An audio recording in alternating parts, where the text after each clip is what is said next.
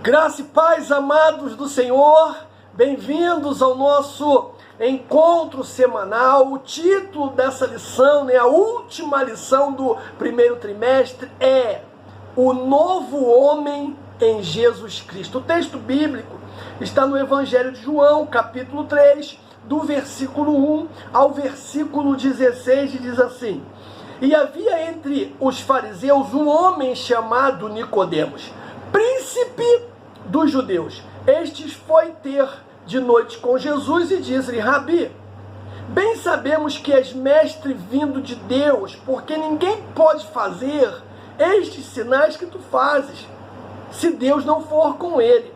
Jesus respondeu e disse-lhe: na verdade te digo, que aquele que não nascer de novo não pode ver o reino de Deus. Disse-lhe Nicodemos: como pode um homem nascer sendo velho? Porventura, pode tornar a entrar no ventre de sua mãe e nascer? Jesus respondeu: na verdade te digo, que aquele que não nascer da água e do Espírito não pode entrar no reino de Deus. O que é nascido da carne é carne, e o que é nascido do Espírito é Espírito. Não te maravilhes de ter dito: necessário vos é nascer de novo. O vento sopra onde quer, e ouves a sua voz, mas não sabes de onde vem, nem para onde vai. Assim é todo aquele que é nascido do Espírito. Nicodemos respondeu e disse: como pode ser isso? Jesus respondeu e disse: tu és mestre de Israel e não sabe disso? Na verdade te digo que nós dizemos o que sabemos e testificamos o que vimos, e não aceitais o nosso testemunho. Se vos falei de coisas terrestres e não crestes, como creis se vos falar das celestiais? Ora, ninguém subiu ao céu senão o que dos céus desceu, o Filho do Homem que está no céu. E como Moisés levantou a serpente no deserto, assim importa que o Filho do Homem seja levantado, para que todo aquele que nele crê não pereça, mas tenha a vida eterna. Porque Deus amou o mundo de tal maneira que deu o seu Filho unigênito, para que todo aquele que nele crê não pereça, mas tenha a vida eterna. Palavra do Senhor. Amados, nós temos 3 objetivos hoje. Primeiro é apresentar o nascimento do novo homem. Segundo é explanar a justificação do novo homem. E terceiro é enfatizar a santificação do novo homem. Pois bem, amados, vamos começar a nossa aula fazendo uma pergunta, É possível alcançar a perfeição espiritual nessa vida? Do ponto de vista humano, claro que não. Mas do ponto de vista bíblico, fica claro que tal perfeição não somente é possível, como também desejável e requerida de todo aquele que professa o nome de Deus. Se nos valermos da nossa força, jamais alcançaremos. Mas em Cristo, amados, em Cristo, nossa velha natureza renasce para a vida eterna. Dessa forma, o ideal que Deus estabelece para o primeiro Adão torna-se possível em seu filho, o último Adão. O primeiro ponto da nossa lição fala sobre o nascimento do novo homem. Jesus ensinou, irmãos, a Nicodemos, segundo aqui o texto que nós lemos, Nicodemos era um renomado mestre da lei. Jesus ensina que o novo homem não é gerado da carne nem do sangue, mas de Deus, da água e do Espírito Santo. Rapaz, isso é muito forte, irmãos.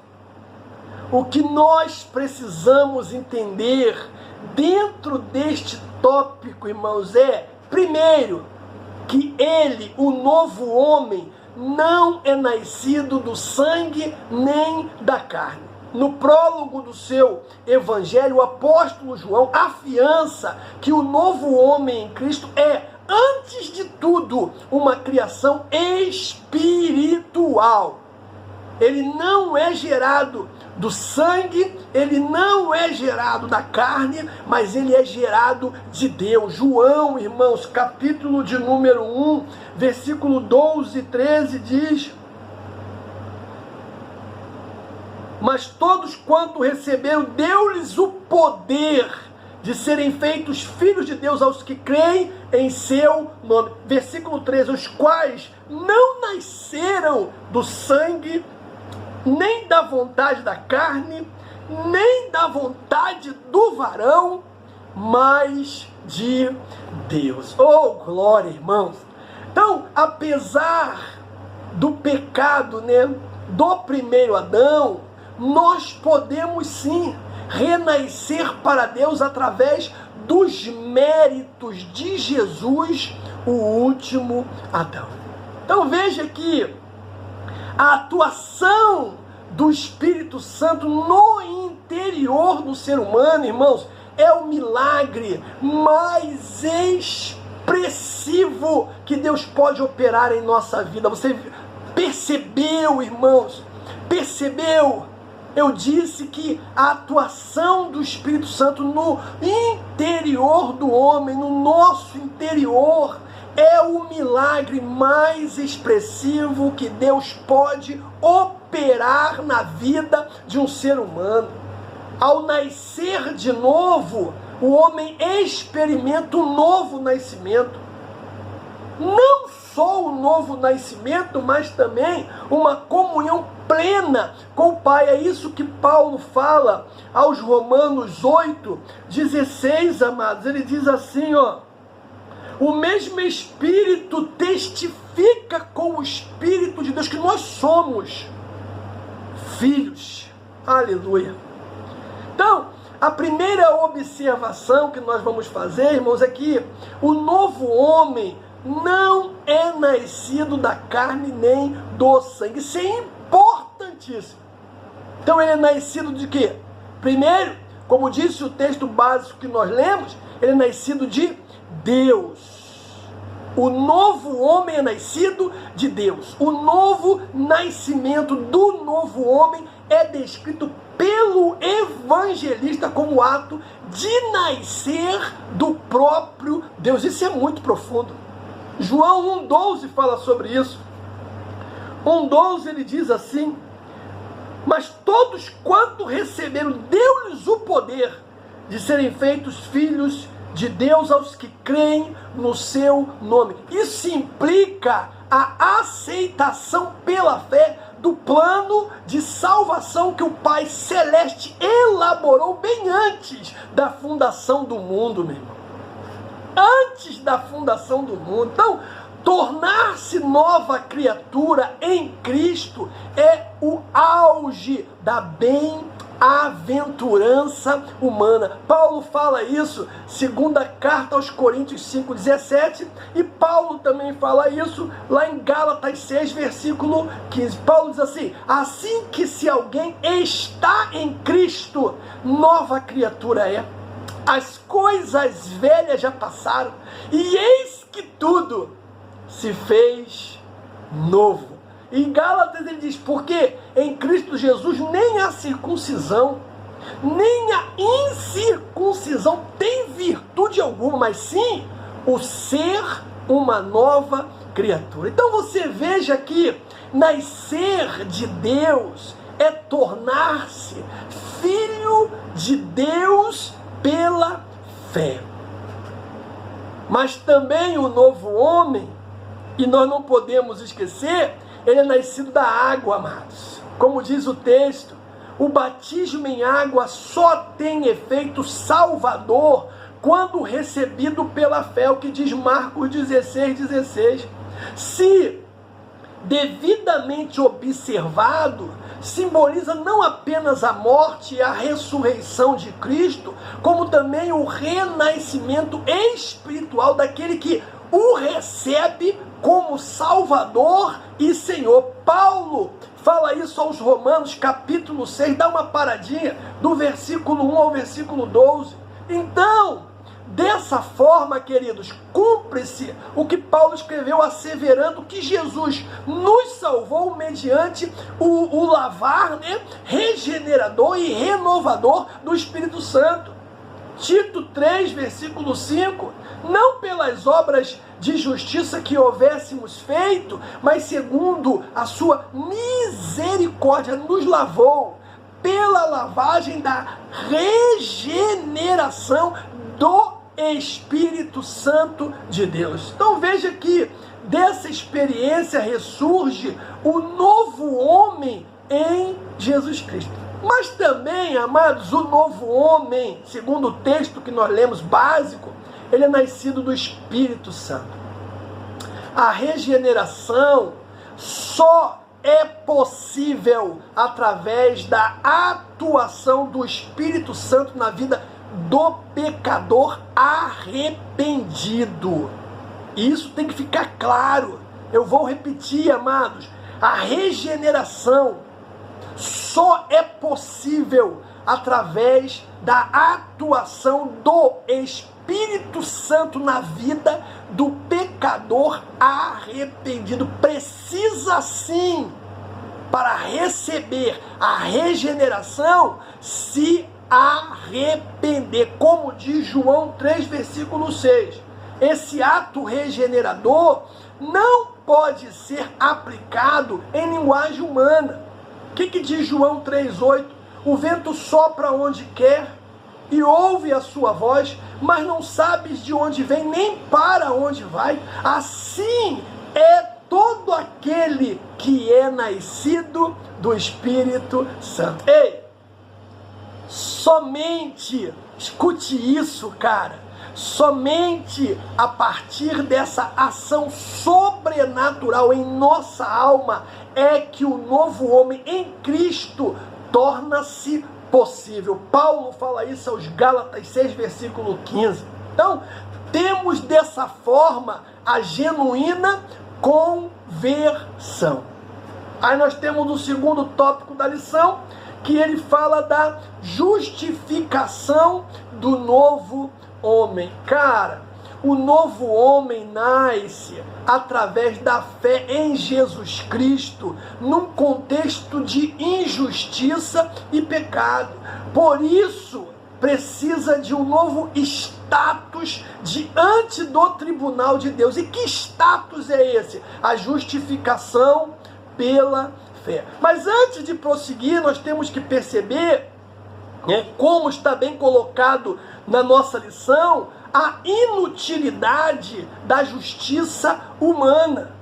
Nossas obras, irmãos, ainda que boas e aparentemente meritórias, não nos salvam nem nos justificam diante de Deus. Paulo faz questão de registrar isso em Efésios 2, 8 e 9. Ele diz: pela graça sois salvos, por meio da fé. Isso não vem de vós, é dom de Deus. Não vem das obras para que ninguém vos glorie. Olha que texto belíssimo, irmãos. Aliás, nossa justiça são elas consideradas por Isaías, lá no capítulo 64, versículo 6, trapo de imundície. Que diz o texto: mas todos nós somos como imundos, e todas as nossas justiças como trapo de imundícia, e todos nós murchamos como a folha, e as nossas iniquidades como o vento nos arrebatam. Irmãos, que texto poderoso! Isaías, ele usa 4 exemplos para recuperar uma consciência mais realista a respeito de nós mesmos. Primeiro, somos como um leproso. É isso mesmo. Precisamos avisar a todos que encontramos: ei, cuidado, Cuidado, porque eu posso te contagiar com a lepra do pecado. Segundo, mesmo nos melhores momentos, quando estamos agindo corretamente, não somos tão bons como parecemos. Toda nossa justiça cheira a carniça, cheira a mal. Outro, nossa vitalidade, segundo o texto de Isaías, ela se esvai como uma folha de outono. E quarto, irmãos, nossas iniquidades, assim como o vento, nos arrebatam e nos levam em direção a fazer coisas que não pretendíamos fazer. Ei, não precisamos ser salvos dos nossos inimigos, pois primeiramente, cara, precisamos ser salvos de nós mesmos. Só existe um meio de obtermos a salvação e de nos justificarmos perante o justo juiz: a fé nos méritos perfeitíssimos de Jesus Cristo. Romanos 5:1. Tendo sido, pois, justificados pela fé, temos paz com Deus por nosso Senhor e Salvador Jesus Cristo. 3 benefícios o texto nos apresenta: a paz, o acesso à presença de Deus e a esperança. Esses benefícios, amados, vêm a nós somente por meio de Jesus Cristo. Não é mérito nosso, não. Assim como nossa justificação se faz pela fé e pela graça por causa de Cristo, os benefícios da paz que gozamos vêm também por meio do seu ministério a nós. A partir desse processo, o novo homem ele passa a ter um novo status jurídico perante o Deus Todo-Poderoso. Romanos 5:9, irmãos. Oh, Jesus, logo muito mais agora, tendo sido justificado pelo sangue, seremos por ele salvos da ira. Glória seja dada ao nome do Senhor. Aí nós temos também, dentro ainda desse segundo ponto, né, que fala da justificação do novo homem, a maravilhosa doutrina da justificação. E é uma verdade, irmãos, porque ao pecador que pela fé recebe Jesus, Deus lhe concede mais que um mero perdão e muito mais que uma anistia. Concede-lhes o status de justo. Sabe por quê? Porque a justiça de Cristo muda por completo a situação jurídica do réu. 1 Coríntios 6:11, e é o que alguns têm sido, mas haveis sido lavado, mas haveis sido santificado, mas haveis sido justificado em nome do Senhor Jesus e pelo Espírito do nosso Deus. Que coisa linda, irmãos. Este é completamente perdoado e os seus pecados inteiramente apagados, como diz Hebreus 10:17, e jamais me lembrarei dos seus pecados e das suas iniquidades. Glória seja dada ao nome do Senhor. Oh, irmãos, a justificação é mais ou menos assim, ó. Imagina que você cresceu, junto com um grande amigo, de infância. Foram crianças juntos, foram adolescentes juntos, foram jovens juntos, E de repente, cada um segue o seu caminho, Ele se torna um juiz e você se torna um meliante, um bandido. Você é preso e você vai a julgamento e de repente você se encontra diante do seu amigo de infância. Automaticamente você vai imaginar o quê? Que ele vai te acolcher, né? Que ele vai liberar ou aliviar a sua pena. Mas como ele é um justo juiz e tem que ser imparcial, ele aplica a sentença da lei. Cobra uma fiança de, vamos supor aí, de R$1 milhão, sendo que você está desempregado. Então como pagar essa fiança? Depois que o teu amigo juiz, ele decreta a sentença, ele levanta do lugar, vai até o boca do caixa, faz um cheque e paga por você. Isso é justificação. Foi isso que o Senhor fez por nós, irmãos. Ainda dentro desse ponto, nós temos o novo homem, que é justo. A partir da sua conversão, o pecador passa a ser visto por Deus como se jamais tivesse cometido qualquer injustiça. Isso é que é sensacional, irmão. Sensacional. De agora em diante, é justo aos olhos de Deus. Como diz 1 João 3,7, filhinhos, ninguém vos engane. Quem pratica a justiça é justo, assim como ele é justo. Haja vista que o que houve com o ladrão da cruz, que creu no sacrifício de Jesus Cristo e recebeu o que, irmãos? Recebeu o que? O paraíso. Lucas 23 fala sobre isso. Aí nós temos o terceiro ponto da nossa lição, que fala da santificação do novo homem.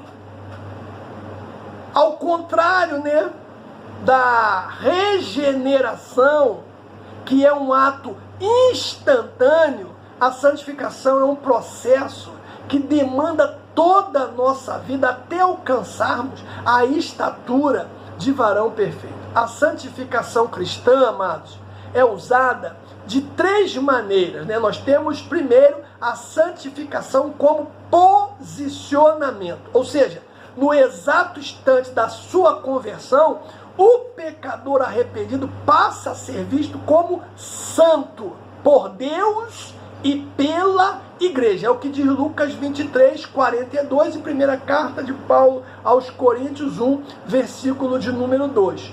Já separado do mundo, ele torna-se o quê? Propriedade exclusiva do Senhor. Êxodo 19, 5 e 1 de Pedro 2, 9 diz o quê? Agora, pois, se diligentemente ouvirdes a minha voz e guardardes a minha aliança, sereis a minha propriedade peculiar dentre todos os povos, porque toda a terra é minha, diz o Senhor. Aleluia! E segunda de Pedro, né? 1 de Pedro 2,9 que diz: mas vós sois geração eleita, sacerdócio real, nação santa, povo adquirido, para que anuncieis as virtudes daquele que vos chamou das trevas para a sua maravilhosa luz. Ei, amados, ele, o novo homem, posicionalmente, ele é santo.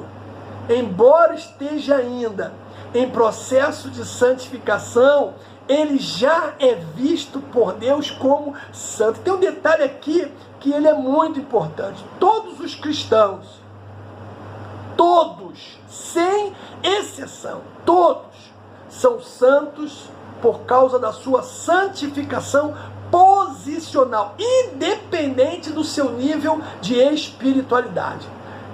Você observa que Paulo, ele está falando a uma igreja que permanecia teimosamente como crianças espirituais, em vez de terem crescido, se fortalecido, amadurecido.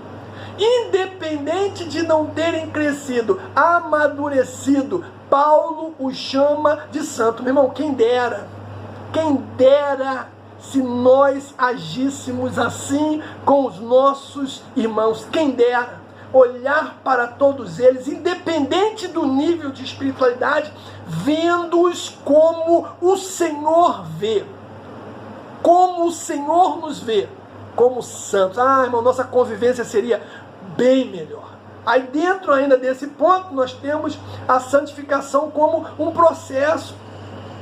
O novo homem em Cristo, ainda que seja visto como um santo, e realmente ele é, irmãos, ele terá que se submeter a um longo e disciplinado processo de santificação, até que venha alcançar a estatura de filho de Deus. Na santificação do novo homem, a palavra de Cristo é imprescindível. E sabe por quê? Porque ela nos conduz ao ideal cristão. Sabe que ideal é esse? Perfeição e santidade. E por quê? E para quê? Para que em tudo sejamos semelhantes à imagem de Deus.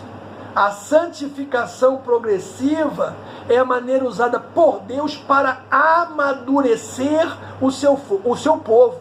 Por isso, devemos dar, irmãos, à santificação uma alta prioridade em nossas vidas.